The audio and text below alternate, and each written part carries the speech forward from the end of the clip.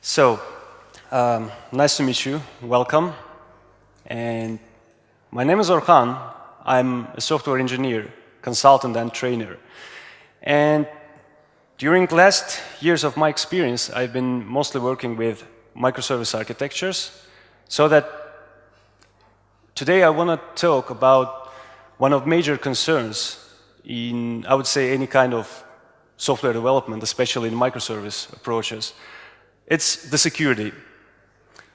We'll have a long presentation. We'll talk about the topic in different sections, and I'll try to make it as fun as possible. And in the end, you'll be able to ask questions.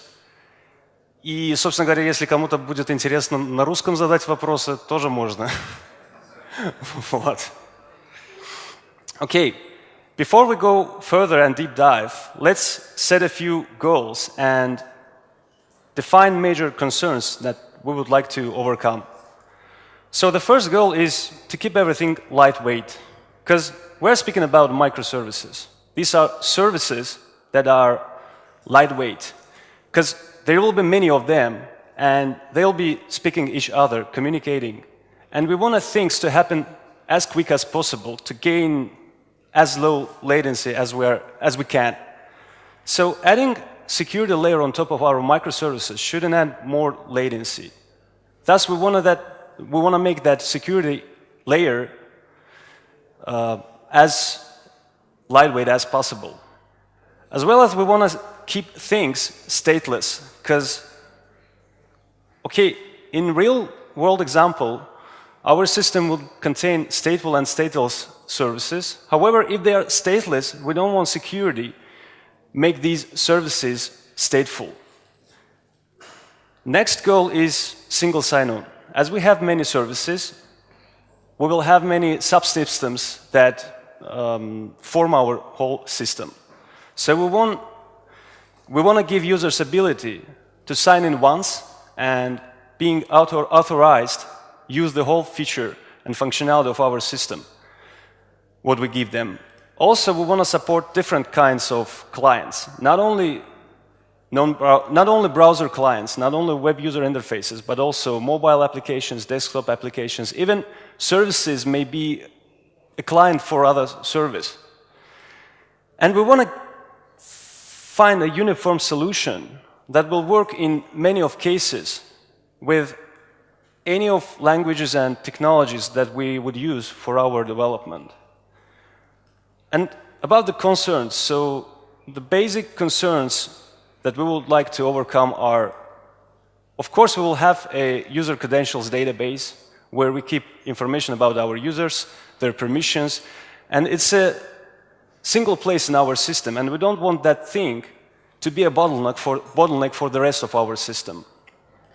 Of course, we don't want to expose users' credentials too, because they belong to a single service, and other parts of our system shouldn't know these user credentials, because attacker may break into the network and get these credentials.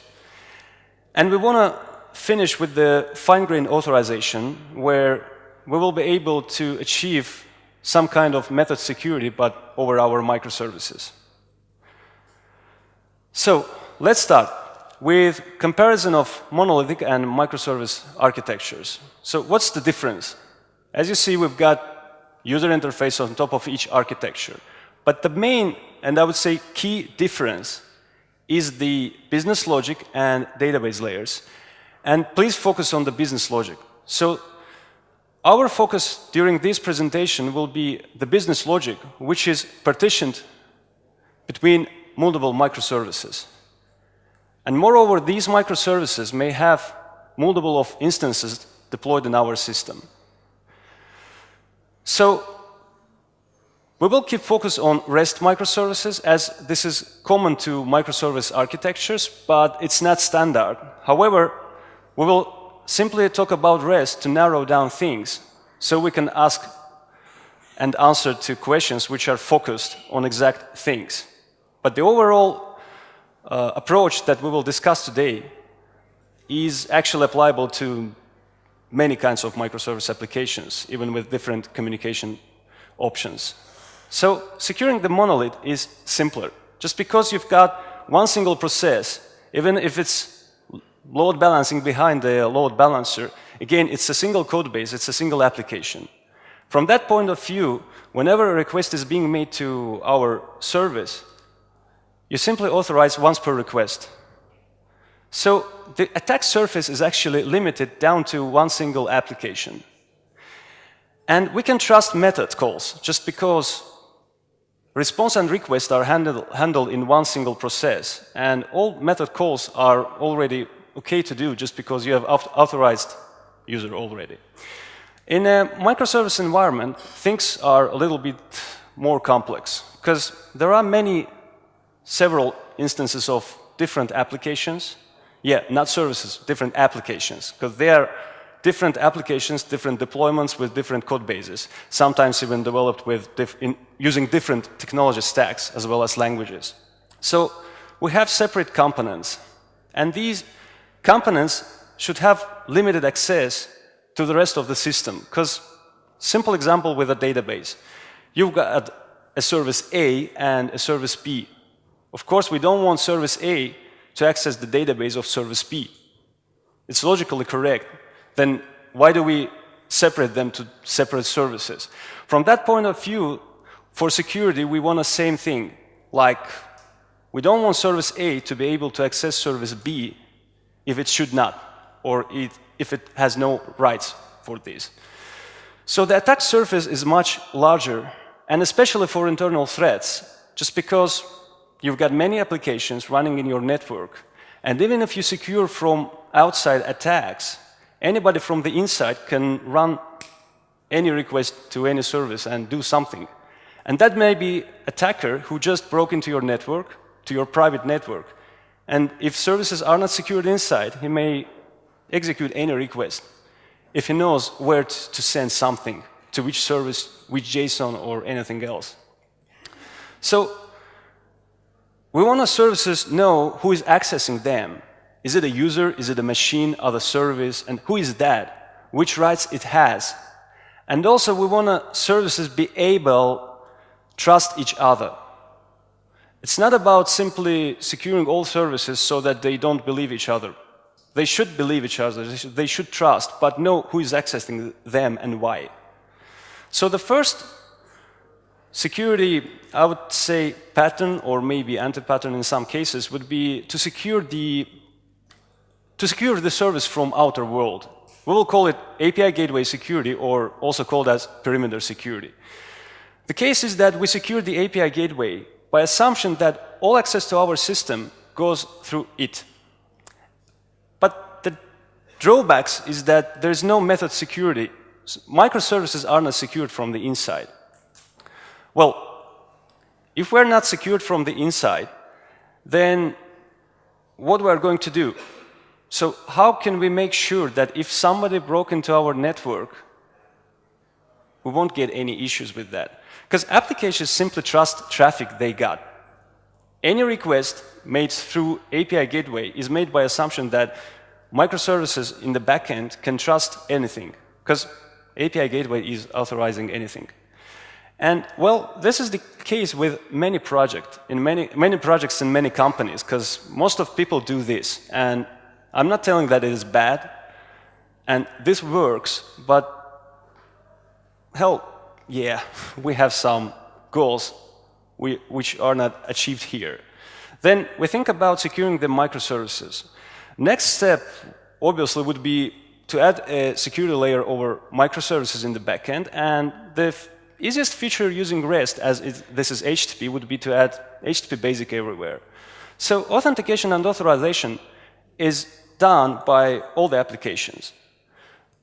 Credentials are passed along with every request, but okay, we're exposing the user credentials, but the security overall is stateless, because you authenticate every time. There are no sessions anywhere. But users' credentials unlock the old functionality of your system. What's more important here is, well, there are issues to that, but where do we store user credentials? So we need a database for them. So next step is to add a central database over this layer so that, again, even if everything is similar to previous one, but user credentials database now exists and it is shared between all services. All the rest of the steps are kept very similar to what we have discussed previously. But what's more important now is that we've got some scalability issue here. Central database is hit with every request. And now we think about, okay, what are we going to do with that? Adding sessions.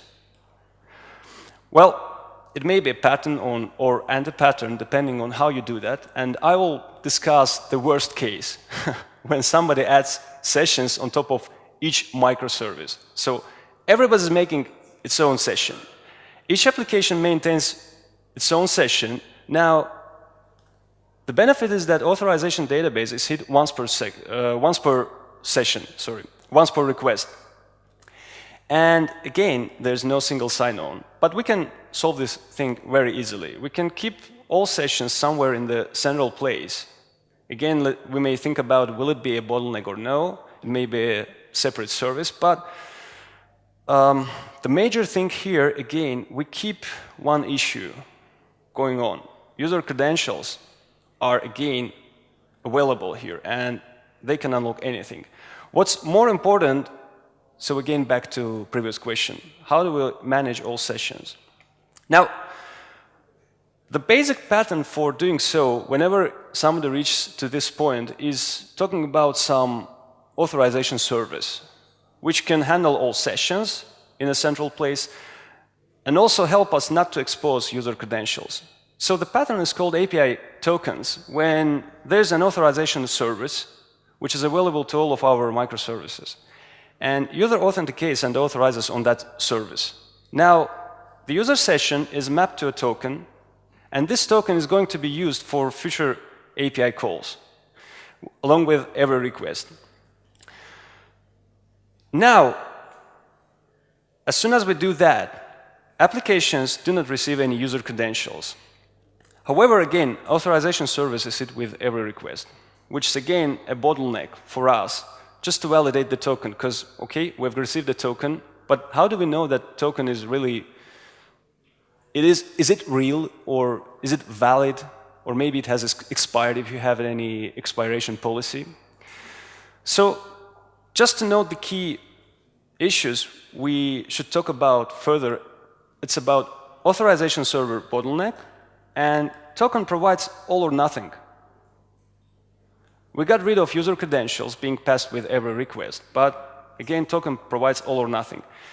And when teams come up to solutions like these, they actually start to think about that, hey man, ain't we inventing wheel again? It seems like. And at this moment, I should hold on for a second and ask myself a question. Do you remember the goals and concerns that we have set? The main goal, which I would like to focus now, is the last one, the uniform solution. I believe that complex things are achievable in an easy and simple manner. If you do something which seems like very complex and you have many things to do with that, maybe this is the wrong way how you do it. Because maybe there's a ready solution, a standardized solution that is available, and you can use it to achieve same things, but easier. And yes, it is. It's called OAuth 2.0, which I will call it OAuth 2 for the rest of the presentation, for the sake of simplicity. So as soon as you come up to idea of working with API tokens, think about OAuth 2.0. It's a solution, it's a protocol for transportation of authorization decisions via a token. We were talking about tokens, and that does it. And we don't need to reinvent the wheel again. So, in abstract means of doing things, it is about a user who authorizes an application to perform actions on his behalf. That's the idea behind it. But it's only about authorization. no authentication. We'll talk about authentication, but in the end, and a little bit, because we have to. But the main idea is to authorize requests and know who is accessing our service. Does it have any right to do that? What's out of scope is how the user is authenticated, how the token is validated, and what the token contains. OAuth is not about that. We can make sure that these things will be developed by us, and we're the decision maker now. So OAuth 2 defines 4 roles. It's about a resource owner. Consider a case with an email server, like do you use email services? Of course, yes. You are the resource owner. You are the owner of your emails, which are kept on a resource server, the second role. It is the mail server. And of course, there's an authorization server like Google, Facebook, or anything else where you log in. That server knows who are you, what credentials you are going to use, and what's your session, and all the data related to that session. Now, the final role is client, the mail client which is going to be used. It may be a web app, it may be a desktop client, mobile, anything. The abstract flow for OAuth 2 is starting from client, who does the authorization request to resource owner, and resource owner, you grant the authorization to client. Now, client gets that abstract grant, and using it, obtains an access token from authorization server. Now, what's next? We've got an access token, and we may use it to make a request to resource server and obtain protected resource. Read your emails. This is the abstract flow, but let's talk about tokens. We said that but OAuth 2 don't say how tokens are validated and what they contain, but what are the tokens then? There are 2 kinds of tokens which we are going to highlight: access tokens and refresh tokens. So an access token, it's a token that is necessary to access the resource directly, to access the resource server. It usually has an expiration date, and it is short-lived. A minute, 5 minutes, hour, or day. A refresh token, on the other hand, is a token that contains all the necessary information to get a new access token. And they are rather long-lived. They also have expiration date, but it's like a day, a month, or a year or so. Now, how the token looks and where is it stored? We said that OAuth 2 specification don't tell this. Well, one solution may be to generate random strings and to save them with all the data related in a database. And we may have an endpoint on an authorization server which will allow you to send the token and ask, is it a valid token? And which permissions does it grant? So the issue here is that, again, twice more requests only for security, because along with every request, you have to validate the token. And this is another request to the central authorization servers. This affects our scalability heavily, even dramatically. And we're talking about microservices when we are going to have many of our services, tens, thousands, tens of thousands, hundreds, in multiple instances, depending on your application. And this is where the JSON Web Token comes into play. JSON Web Token is a simple token which contains, well, we'll talk about later what it contains. So it is a JSON structure encoded with base 64 and signed with a private key. Then to verify such a token, you only need to decode it, decrypt it, using the proper public key. And if everything is fine, then token is automatically validated, or it may be considered as valid. And what the token contains is much of information related to the client, to the user, who is accessing us, who is sending this token. It may be client info, or it would be client info. And optionally, user info, if user exists. Well, all the permissions of that user or any other data which you want to expose here. Now, we have defined what is the token, and even we know how to validate it, we know what it contains, and this kind of tokens, the JSON Web Token, being an access token, gives us solution to the scalability issue. Now let's return back and think about the flow. We said that there is an abstract flow, but how does it work? How do we obtain a token? This is done via it's a concept, the grant types concept. So OAuth 2 defines 5 grant types, which define the workflow of how things are going to be done, depending on your client. The 5 grant types are authorization code, implicit, resource owner credentials, which is also called password sometimes, client credentials, and refresh token. I guess you already understood what refresh token means. And let's now go through all grant types and quickly see what does it mean. So authorization code is redirection based. This is the most complex and in the same time the most simplest grant because you are using it every day or from day to day whenever you access an application on your mobile phone or a social application. Do you remember when you are asked for logging in using Google, Facebook, or any other social account? You are redirected to a login page where you input your credentials.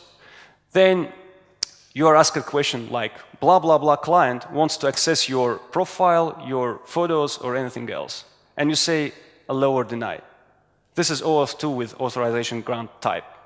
And it is used mainly for web applications that require sign-in using a separate authorization server. So these are the applications, maybe with web user interface.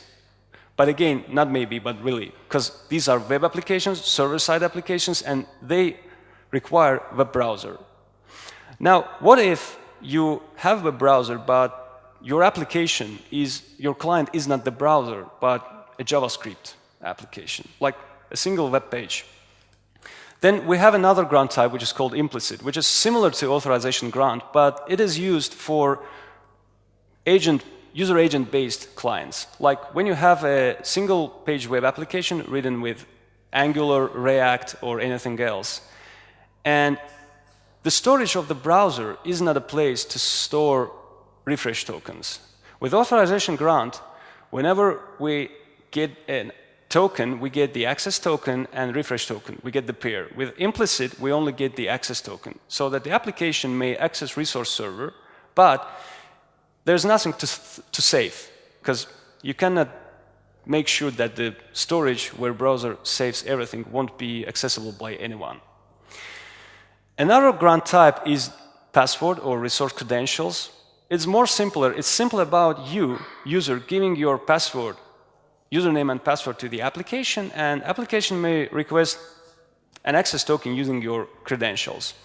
Again, here we got access and refresh tokens, both.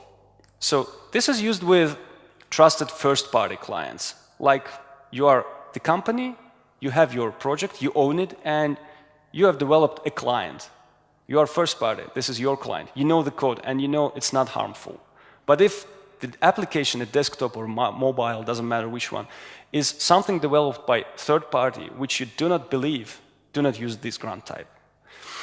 The simplest one is client credentials. It's, well, think about it as a machine-to-machine communication. Like a service wants to obtain an access token to access another service. It may be a cron task. It may be anything where user is not there. We do not have any user now. So there is a client ID and client secret, which may be considered as username and password, but for your service, for the application. And the final grant type is, well, refresh token, when simply you have the refresh token from one of previous grant types. Now you store it, and whenever you want to get an access token again, for example, user accesses, and you see that, well, I have a refresh token for that, you can access the authorization server, obtain an access token without necessity for redirecting using user anywhere. Okay, so it may seem like this is difficult to define which grant type to pick for our case or to remember everything, all the steps. There's a simple formula which I've got well, I've simply taken it from internet, and I like it really. It helps you to define which grant type is required for your exact case. For example, I have a web application with web user interface, and even I've got my own authorization service. Doesn't matter, you can use Google's or Facebook's. And I want to define which grant type should I use for my code. So I start here. Who is the access token owner? Is it machine or user? It's an email service, so user is the owner, not user, but even the client that user uses. So it's user. Now, what's the client type? Is it a web application or user agent-based app, a single-page web app? Okay, it's a web application. We have a browser here, so we can use authorization code grant. In case of JavaScript applications, implicit is correct, but authorization grant is more widely used. So some kind implicit grant is forgotten by some of people, because you can do same things with authorization grant, which is more mature. But again, using that logic, you can define which grant type you need and simply do things. Now, before going to chapter where we will talk about coding, let's step back and remember, we said that there will be a chapter, a small chapter about authentication. Yeah, because we're talking about authorization and everything is about it. But how do we authenticate the user? How do we know who is our user? What is the ID of that user? So there's a solution which is called OpenID Connect, which is simply a layer over OAuth 2. It's an identity layer over same protocol, but now it's used for transporting the user identity via a signed JSON Web Token, which is called ID token. And the basic idea behind that is very similar to OAuth 2. The abstract idea is, again, user authorizes application to perform actions on his behalf. But now we add a new layer, and here's his name and email address. We still don't know how to do the authentication, not we, but OpenID Connect, just because, well, it's a protocol, but the authentication can be done in various ways. You can use a database, an identity provider, a SAML, LDAP, or multi-factor. You decide what you want to use. And this thing gives you ability to make decisions of who is the user and which authorities it has. Now, next thing is, how do we code such things? How do we work with it? Well, I promised to talk about Spring Cloud. So the solution we are going to discuss is Spring Cloud Security. This is a project under Spring Cloud Framework, which gives us many things already in place, developed by somebody else, even production grade, and you can use them to achieve faster speeds of development in your project. What Spring Cloud Security gives us is SSO using OAuth 2 and OpenID Connect servers, the microservices which now turn into resource servers, and even more, we can relay tokens from front-end to back-end using API gateway, for example, Zool, which is a Netflix component available in Spring Cloud, and also REST template, which is already configured to work with OAuth 2 for fetching tokens, for picking up the correct grant type which you want to use. So everything is done for you. You just have to pick it up and work with it. And you don't have to worry about things like, well, is the implementation correct or no? Because there are many rumors over the internet, like OAuth 2 is not secure just because if you haven't developed the protocol correctly, your implementation may be vulnerable. But Spring Cloud uses Spring Security under the hood, and it's production grade, it works. So you don't have to worry about basic things. Now, let's start with Authorization Server, but even more deeper, which is called User Authentication and Authorization Server. We may use any existing application provided by some other company like ForgeRock, OpenAM, or anything else, or simply use Google or Facebook for that. But we may develop our own solution too. And we can do that by simply using two main dependencies, Spring Security OAuth 2 and Spring Security JSON Web Token. And the single annotation, Enable Authorization Server, will allow you to boot a UAA server using Spring Boot. Even it's not Spring Cloud, it's simple Spring Boot. The basic configuration file, but not basic, but demo configuration file may look like, well, I would like to focus you on the token store for public-private keys. You see the JWT, JSON Web Token, Access Token Converter. So we've got here the token pair, key pair for encoding and decoding the token itself. Now, private key will be used by the authorization server to sign the JSON Web Tokens, and public key can be downloaded by any other microservice which we are developing to simply decode the key and check if the token is valid or no, and also get everything what is contained in the token and use that information. The rest is very simple. We've got configuration for our clients. In my case, it's in memory for demo purposes, but hopefully you're going to use a database there. The grant types, well, and here is the access rights for the token endpoint. You will get an endpoint, an HTTP endpoint, through which you can download the public key.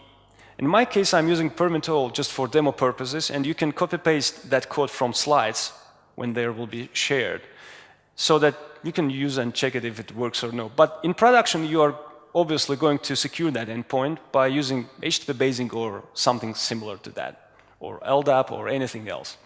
It's simple Spring Security. And we are also going to have another second configuration file for web security, where we say that, okay, we are going to have a login form. I say permit all access is permitted, and any other web security configuration, as well as configuration for users and their authorities or permissions they have. And here I'm also using the in-memory for demo. You are going to use a database, obviously. Now, that's all for authorization server. That's all we need. What about our microservices? Now, we should turn them to resource service using terminology and concepts of OAuth 2.0. Well, it is as simple as using same two dependencies for Spring Security OAuth 2 and JSON Web Token, and a single configuration class where we say that we're going to use the enable resource server annotation, load balanced OAuth 2 REST template for fetching tokens manually, if you wish so, and fine-grained authorization, the method security. You can do it here, or you can do it using plain old pre-authorized annotation from Spring Cloud by checking any details of user or client who is accessing this service. The rest is standard configuration properties, where we input the coordinates of our authorization server, as well as, for example, the JSON Web Token key, the endpoint from where we can download the public key. The system works in next manner, like whenever a resource server boots, when it's initialized, it simply contacts that endpoint, downloads the public key, and saves it in its cache for this session. And you have no hits of authorization server for validating the token, just once when any service deployment is initialized.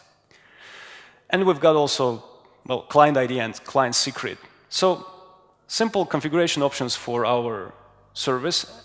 The documentation contains all necessary information, so there may be more, and there are more, but that's the minimum collection of configuration properties that you need to simply initialize and start working with it.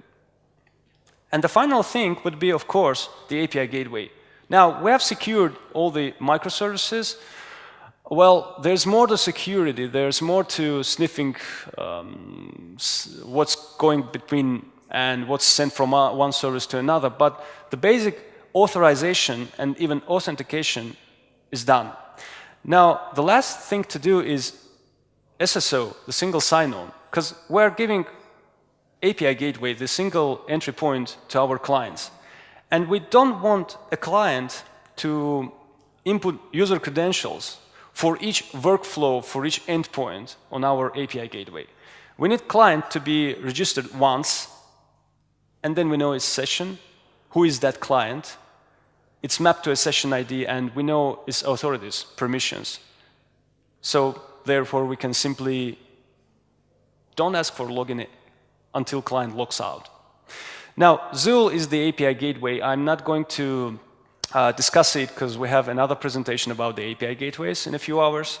But the overall solution is as simple as adding one single dependency, one single annotation, and configuration properties from previous slide. And that's it. You've got the API gateway doing all the stuff for single sign-on. That's such easy.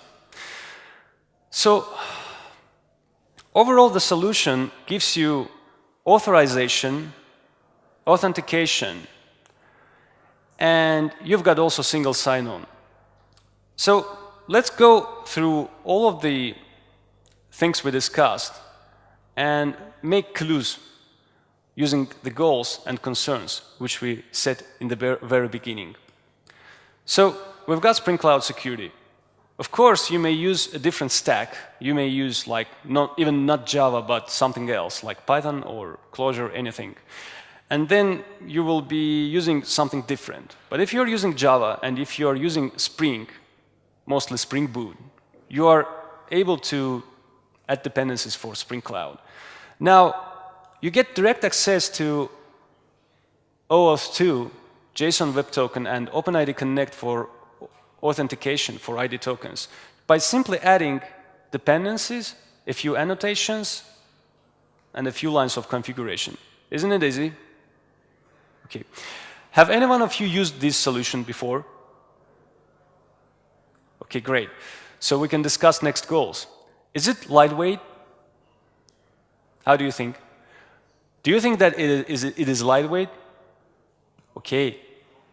Anybody thinks that it's not lightweight? Why? You need to create authorization server, you need to create dedicated servers for each. Yes. Now, I'll simply repeat so that everybody hears that. So we're talking about that we have to create the authorization server, add configuration for other things, make coding session. So I would say it's lightweight because let me simply tell why. Because when saying lightweight, I mean the time frame, the latency required for doing the authorization stuff. What about code? Security is a complex thing, and you always write many lines of code. Even who uses Spring Security? Do you agree with me that Spring Security requires many lines of code?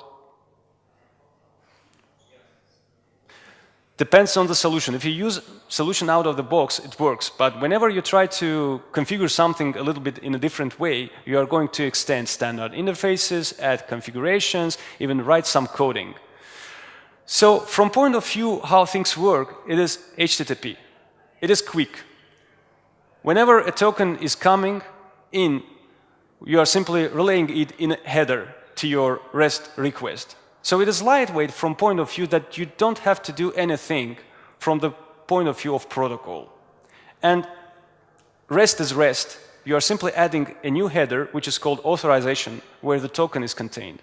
And if you need to authenticate user and authorize him, you simply redirect him to the login page on the authorization server. He logs in. The client obtains the token, which is done automatically by API gateway integration, and then the token is being set in the header, no more requests. It is lightweight enough from protocol point of view. Is it stateless? Your microservices do not have any state for security purposes. They simply get the token and decode it if it's a JSON Web Token, and they have all the information directly. Single sign-on is done even more simpler because you've got an API gateway, one annotation, one dependency, and a few configuration lines, and that's it, in case if you use Spring Cloud with Zool. And we do support different client types. We actually don't care who is the client. Is it a web browser you use authorization grant. Either the desktop application or mobile, you use simply a different grant. If it is a service which is going to access another service, you simply use client credentials. So it is true that we do support different client types, and we have, I would say, less to no bottlenecks, because I believe that any system has bottlenecks. Even if you eliminate all bottlenecks, other ones will arise, which you have not mentioned before. There's always a bottleneck, there's always something to optimize. So let's call it less to no bottlenecks, as authorization service is not a bottleneck. We do not have to validate token through it, we only do the authorization or authentication stuff through it. And credentials are not exposed. We have secured user credentials database. It is accessible only by the authorization server, which we call UAA. And the final thing, fine-grained authorization. Now, using this solution, we can secure all the endpoints of all microservices with different requirements for permissions, security, anything else. Well, that's it. You may ask questions. Thank you.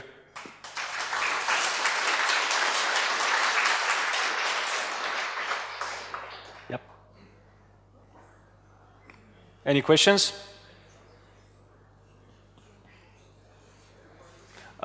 If there are no questions, I think, was it that simple, or you didn't, or maybe I was very difficult? How would you implement logout when you have many microservices and user have logged out on one microservice and you need to tell other microservices that the token is no longer valid? I believe this is a pretty standard question.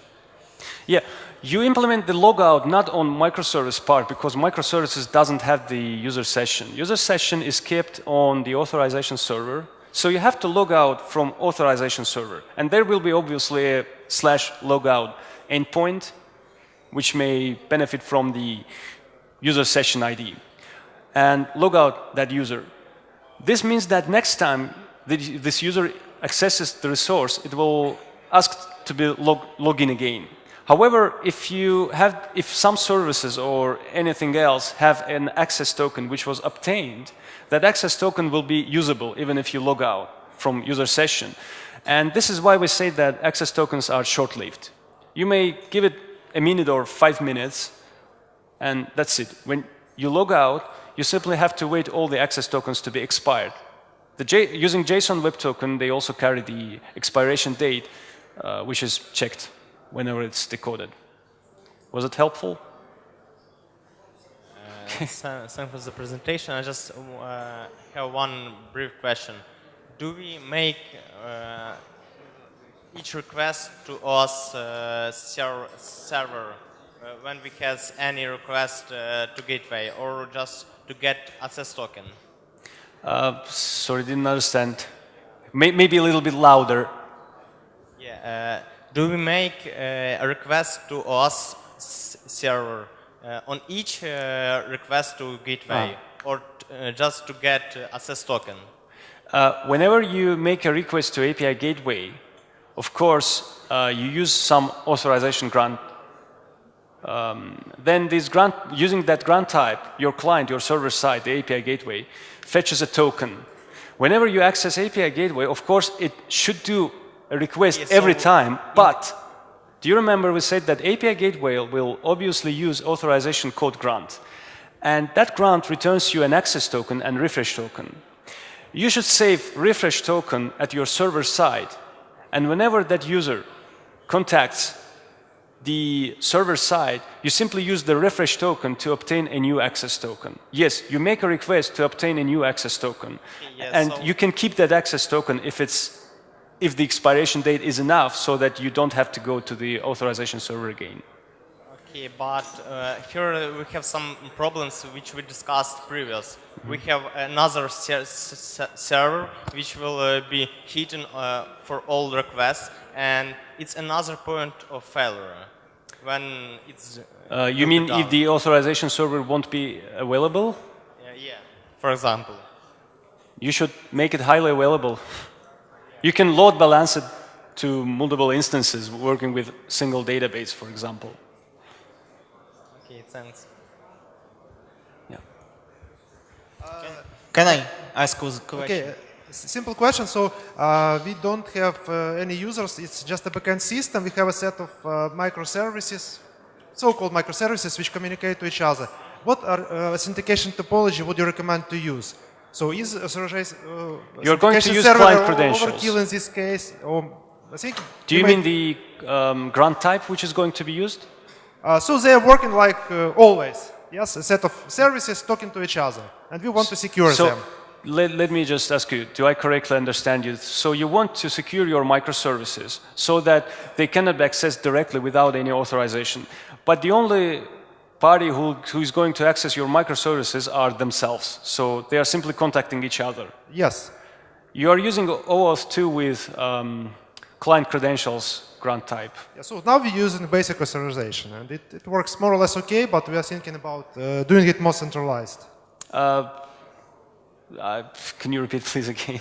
Just using basic authentication. Yes, it's service. HTTP basic with authorization It header. works, but maybe we can do it better. You want to use a different way? Or? So like, if it's like worse to use centralized authentication service for this. You may use, but in that case, that centralized server will be the bottleneck. Anyway, you are using the centralized authentication server because whenever a microservice wants to access another microservice, first of all, it has to obtain a new access token using its credentials, its client ID and client secret. And in case if this is a simple case when you have a service and its credentials won't change, the only thing you have to do to save the refresh token. Or you can always simply send the client credentials to authorization server. You will be accessing the centralized server for getting a new access token. And this access token is being used for sending it to remote server in a header or in a different way if you wish so that it can check it, see what authorities you've got, and if you are able to, if you are eligible to access the resources. Does it clear enough? Yes, more or less. Thank you. Okay. But anyway, you have the authorization server, and anyway, you are going to send that access token which you obtain from it. But for this time, you are using your client credentials for that. So most of people, well, by specification, it's sent in authorization header, but some people also use cookies for that. So that depends. If you want to make things a little bit different, you can change the way how you send the token. Or maybe you are using not REST, but asynchronous communication way like topics or queues, and you can send these header again using just a different protocol. So that depends on exact solution. I see. Thank you.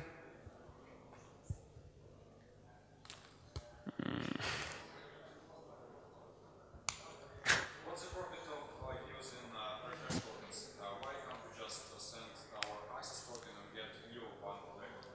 Because user logout. If you always have the access token available, when user logs out, access token still works and you don't need to go back to authorization server to ask it for a new token. You can simply send this access token. For example, the expiration date is a month. And if I log out now, you will be able to use the access token for a month, but I have already logged out. But the access token is working. So it should have a short expiration date, but you can have the refresh token, which makes you always to go directly to the authorization server. And there you can check, the authorization server may check if that user has logged out. It won't give you an access token, for example. It will say you that you cannot do that, for example. What if we devalidate it after a user logout? Is it possible? You want to say that if you want to use the refresh token even if the user has logged out? No, just use our access token and When the user logs out, the access token is reusable if it has not expired. we can manually say that this token is it's not valid anymore. checking if it's not valid, you have two options. First, the expiration date, the token is expired. Second, you go to Authorization Server and see that user has logged out. So you are not allowed to do anything. But again, it's the case when you are going to use a different grant type and tell user that, well, you have to log in again. So input your credentials.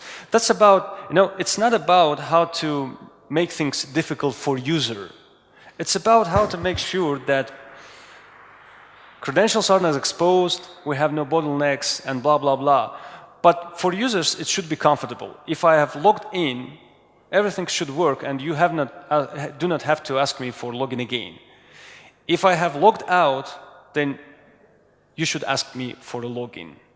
And access token, in case if we have a user in game, access token is used when a user manually makes a request, or application makes a request for that user when user is here. If there's no user, then we are speaking about machine-to-machine communication, and this is just a different grant type. And again, you each time have to connect the authorization server, get an access token, and only provide that access token to remote server. And there's no session to log out, actually. You can maintain, of course, a session, and here we come up to the, talk about different solutions. It's the specification. These are the abstract flows, and you can change it if you need. And there are many companies who do different solutions, implement their own solutions over OAuth 2, and even in the end, the solution is not OAuth 2 at all. It's simply a different thing. But in the beginning, they got the standard specification and started to changing it. So it depends on your requirements. From the architecture point of view of system, from the design point of view, you should first of all define your requirements. What are you required to do? What exact features do you need to develop? And what are the non-functional and functional requirements? Depending on all of your requirements, you simply decide, make decisions, what and how are you going to use. This framework and protocol gives you ability to work to develop things using standard ways of how to do that. And it gives you good features out of the box. All you have to do is to configure everything and it's working. But exact cases which you want to do in a different way, they require requirements. If there are no requirements, you can do anything.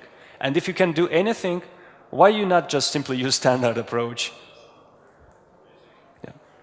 One more question. I want to ask why we should provide a lot of information like scopes, different rights at user request. Should it define maybe at server and just shows that we have this rights, and we shouldn't make at every request this a lot of information. Okay, so the main idea is in scopes is about, for example, to obtain an ID token for OpenID Connect, you should use scope called OpenID, and you may use different scopes for different needs. Like to get an ID token, we use scope OpenID, for example. You may also consider to separate read and write scopes, for example. If you are using read scope, even if that entity has write access, you tell it that the scope is read-only. Anything I would require you to do it if only it is read-only. And when you add only write scope, you may enable your application to do any updates or changes. So by defining different scopes, you define the scope for actions. Am I working in read-only scope, or am I working with administrative privilege? For example, you may want your application be available for your administrators, for your employees who are going to make some actions without your clients. For example, do something instead of your client, but you do not have password for that. You may create a scope called admin, and using that scope, give all access. You can do anything, for example. So scopes give you ability to logically separate concerns. What is the scope? What are we going to do? And what are we allowed to do? Are we allowed to do any writes, or we are read-only? Or in case scope is OpenID, all we have is simply all you are able to do is to fetch the ID token. And if it's not OpenID, then you are not going to fetch the ID token. You are going to fetch simple different token, for example. Thank you. Yeah. So separating concerns. So, hi, Orkhan. Okay. Thank you very much for your presentation. I have one question. For example, when one big company has its own Active Directory, and this I'm very sorry. I'm very sorry. We are out of time. Would you mind if I go out the stage and we can talk over there? yeah, of course. Yeah. Thank you.